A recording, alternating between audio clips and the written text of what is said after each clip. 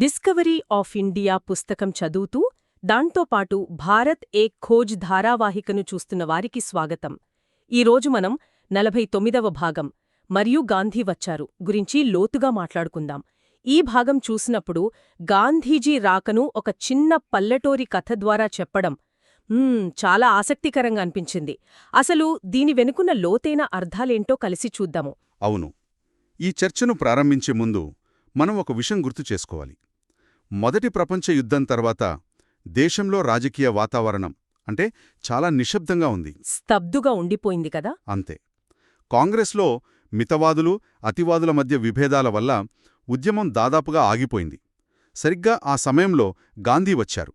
ఇక్కడ శ్యామ్ బెనేగల్ ఈ చారిత్రక ఘట్టాన్ని చూపించడానికి రాజారావు రాసిన కాంతాపుర నవలను ఎంచుకోవడం ఒక అద్భుతమైన నిర్ణయం.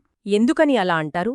అంటే పెద్ద నాయకుల రాజకీయ వ్యూహాల గురించి చెప్పకుండా ఒక ఊరి కథనెంచుకోవడంలో ఉన్న ప్రత్యేకతేమిటి? అదే అసలైన విషయం. చరిత్ర అంటే కేవలం ఢిల్లీలోనో కలకత్తాలోనో జరిగే పెద్ద పెద్ద సంఘటనలు కాలుగదా. నిజమే.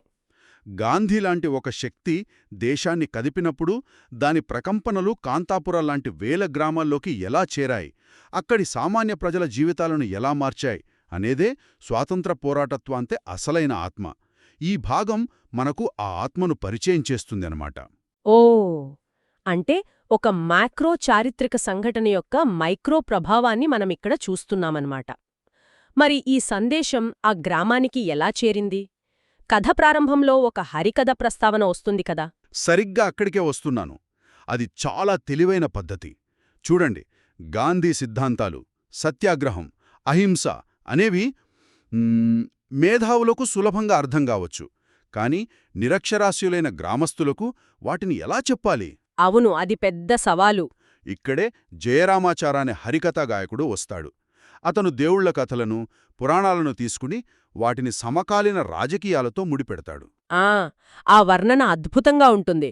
భరతమాతను దుఃఖంలో ఉన్న కూతురు భారతిగా ఆమెను రక్షించడానికి శివుడి అంశతో గాంధీ జన్మించాడని చెబుతాడు. ఇది కేవలం కథ చెప్పడం కాదు, ఉద్యమానికి ఒక దైవత్వాన్ని ఆపాదిస్తున్నట్లే ఉంది. ఖచ్చితంగా. అలా చేయడం ద్వారా బ్రిటిష్ వారిపై పోరాటమనేది ఒక రాజకీయ కార్యం నుండి ఒక ధర్మయుద్ధంగా మారిపోతుంది. అలాగా? సామాన్య ప్రజలకు అది తమ కర్తవ్యంగా అనిపిస్తుంది. సందేశం కూడా చాలా సరళంగా ఉంటుంది. యుద్ధం చెయ్యండి, కాని ఏ ప్రాణికి హాని కలిగించకండి, అందరినీ ప్రేమించండి, సత్యం పలకండి, నూలు వడకండి. ఇందులో రాజకీయ, ఆర్థిక, సామాజిక, ఆధ్యాత్మిక అన్నీ కలిసి ఉన్నాయి. అన్నీ ఉన్నాయి. అయితే ఈ హరికథతో ప్రభావితుడైన మూర్తి అనే యువకుడిని గ్రామంలో చిన్న గాంధీ అని పిలుస్తారు. కాని అతను గాంధీ సిద్ధాంతాలను ఆచరణలో పెట్టడం మొదలుపెట్టగానే గ్రామంలో శాంతికి బదులుగా ఘర్షణ మొదలవుతుంది. ఇది కొంచెం ఆశ్చర్యంగా లేదా? ఆశ్చర్యంగా అనిపించినా అది చాలా సహజమైన పరిణామం. ఎలా? ఎందుకంటే గాంధీయవాదం కేవలం బయట శత్రువులైన బ్రిటిష్ వారితో పోరాడమని చెప్పలేదు. మనలో, మన సమాజంలో ఉన్న లోపాలతో కూడా పోరాడమని చెప్పింది. మూర్తి గ్రామంలోకి తీసుకొచ్చిన మార్పు మొదట వ్యవస్థను సవాలు చేసింది. మీరు చెప్పేది బడేఖాన్ అనే పోలీస్ అధికారి వచ్చినప్పుడి సంఘటన గురించేనా?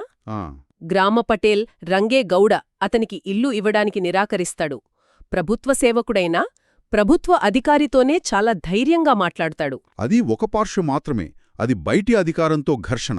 కాని అంతకన్నా పెద్ద ఘర్షణ గ్రామం లోపలే మొదలవుతుంది. ఓ. మూర్తి హరిజనవాడకు వెళ్లాలని నిర్ణయించుకున్నప్పుడు అప్పుడు అసలైన తుఫాను మొదలవుతుంది. నిజమే. అప్పటివరకు బ్రిటిష్ ప్రభుత్వానికి వ్యతిరేకంగా ఏకమవుదామనుకున్న గ్రామస్తులు కులం ప్రస్తావన రాగానే విడిపోతారు. నిజమే.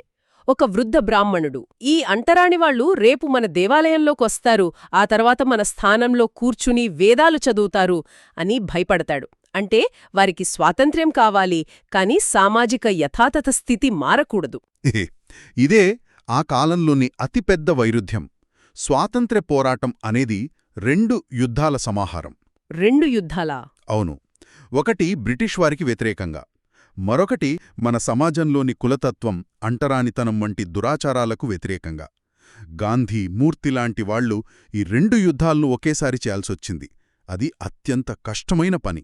ఈ ఘర్షణతో పాటు ఆర్థిక కోణం కూడా చాలా బలంగా కనిపిస్తుంది. మూర్తి చరఖా గురించి మాట్లాడినప్పుడు అది కేవలం నూలు వడకడంలా కాకుండా ఒక పెద్ద ఆర్థిక సిద్ధాంతంలా వినిపిస్తుంది. అవును, చరఖా అనేది గాంధీ ఉద్యమంలో ఒక శక్తివంతమైన ఆయుధం. దాని వెనుక ఉన్న ఆలోచనేమిటంటే, భారతదేశ పేదరికానికి ముఖ్య కారణం బ్రిటిష్ వారి ఆర్థిక దోపిడీ. ఆ వాళ్లు మన ముడిసరక్కును చౌకగా తీసుకువెళ్లి వాళ్ల మిల్లుల్లో తయారైన బట్టలను మనకే అధిక ధరకు అమ్ముతున్నారు. దీనివల్ల మన చేతి వృత్తులు నాశనమయ్యాయి. అందుకే మూర్తి విదేశీ బట్టలు మనల్ని మరింత పేదవారిని చేస్తాయి, మన హృదయాలను కఠినంగా మారుస్తాయి అంటాడు. ఇది కేవలం ఆర్థిక వాదన కాదు, ఇందులో ఒక నైతిక కోణం కూడా ఉంది కదా. కరెక్ట్. మన చేతులతో నేసిన బట్టలు ధరించడమనేది ఆత్మగౌరవానికి సంబంధించిన విషయమనమాట. సరిగ్గా అదే స్వదేశీ స్వావలంబన సిద్ధాంతం. ప్రతి గ్రామము తనక్కావలసిన వస్తువులను తానే ఉత్పత్తి చేసుకోగలిగితే బ్రిటిష్ వారి ఆర్థిక వ్యవస్థ పునాదులే కదిలిపోతాయి. చరఖా అనేది ఆ విప్లవానికి చిహ్నం. అహింసాత్మకమైన ప్రతిఘటన. అవును, అహింసాత్మకమైన నిర్మాణాత్మకమైన ప్రతిఘటన. అయితే ఈ సిద్ధాంతాలన్నిటినీ ఆచరణలో పెడుతున్న మూర్తికి కాఫీ ఎస్టేట్లో బడేఖాన్ నుండి దెబ్బలు తగులుతాయి. ఆ తర్వాత జరిగే సంఘటన ఈ భాగంలో అత్యంత కీలకమైనది, చాలా లోతైనది అనిపిస్తుంది. మూర్తి తనను తాను శిక్షించుకోవడానికి 3 రోజుల ఉపవాసం మొదలుపెడతాడు.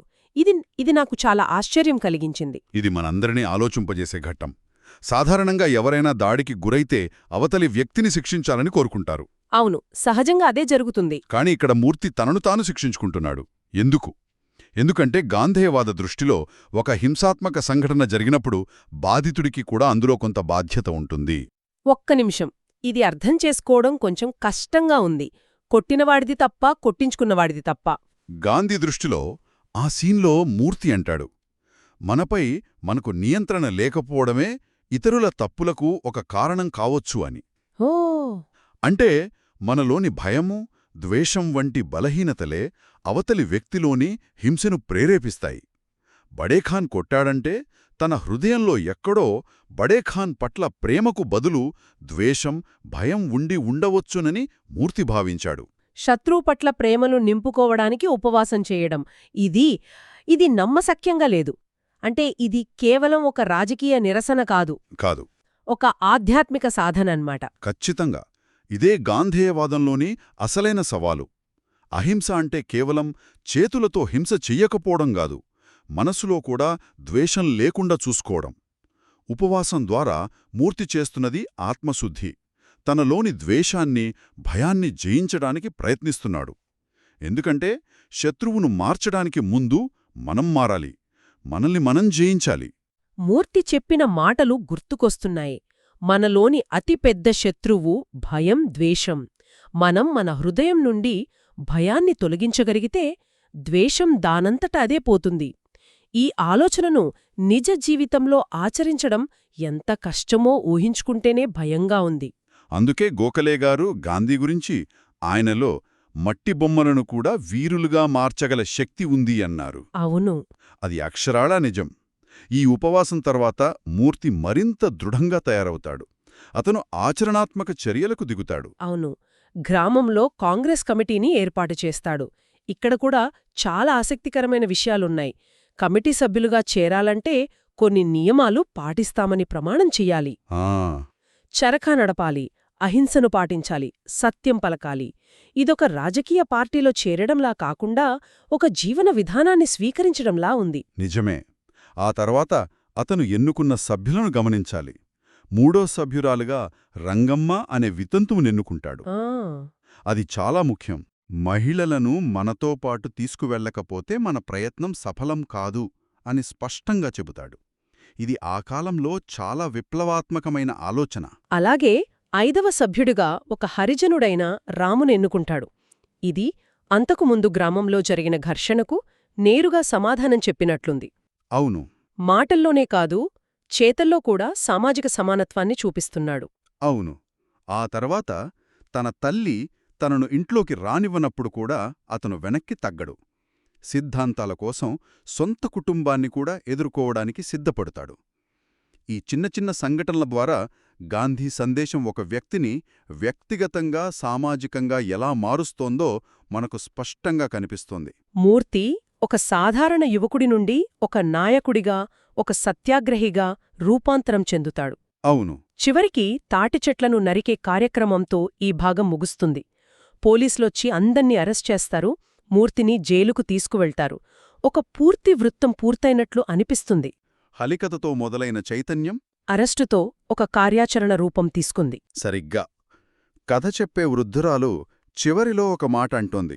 జైలర్ మూర్తి గురించి, ఇంత గొప్ప వ్యక్తి మీ గ్రామంలో ఉండటం మీ అదృష్టం అని అన్నట్లు చెబుతుంది. అది ఆ మార్పుకు దక్కిన గుర్తింపు. అవును. గాంధీ అనే ఒక మహాశక్తి కాంతాపురంలోని మూర్తి, రంగమ్మ, రంగేగూడ వంటి సామాన్య ప్రజలను ఎలా అసామాన్యమైన వీరులుగా మార్చిందో ఈ కథ మనకు చూపిస్తుంది. ముగింపుగా చెప్పాలంటే ఈ భాగం మనకు ఏమి చెబుతోందంటే, గాంధీజీ సందేశం కేవలం ఒక రాజకీయ సిద్ధాంతం కాదు, అది ఒక చిన్న మారుమూల గ్రామంలో కూడా లోతైన సామాజిక, వ్యక్తిగత పరివర్తనకు కారణమైన ఒక శక్తివంతమైన శక్తి. ఇది మనందరికీ ఒక ముఖ్యమైన విషయాన్ని గుర్తుచేస్తోంది. చరిత్ర కేవలం ప్రసిద్ధ నాయకుల చేత మాత్రమే నిర్మించబడదు. నిజమే. లెక్కలేనంతమంది అజ్ఞాత వ్యక్తుల సమిష్టి ధైర్యం, చిన్న చిన్న త్యాగాలతో చరిత్ర రూపుదిద్దుకుంటోంది. కాంతాపుర గ్రామస్తుల కథే దీనికి నిదర్శనం. ఈ చర్చ తర్వాత శ్రోతలను ఒక ఆలోచనతో వదిలిపెట్టాలనుకుంటున్నాను. తప్పకుండా. ఈ కథలో మూర్తి తనను కొట్టిన పోలీస్ అధికారి బడేఖాన్ పట్ల తన హృదయంలో ప్రేమను నింపుకోవడానికి ఉపవాసం చేశాడు. ఇది గాంధేయవాదంలోనే ఒక ముఖ్య సూత్రం. నిజ జీవితంలో మనల్ని అణిచివేసే వారి పట్ల, మనకు అన్యాయం చేసే వారి పట్ల అలాంటి ప్రేమను, క్షమను చూపించడం ఎంతవరకు సాధ్యం? దాని పరిమితులేమిటి?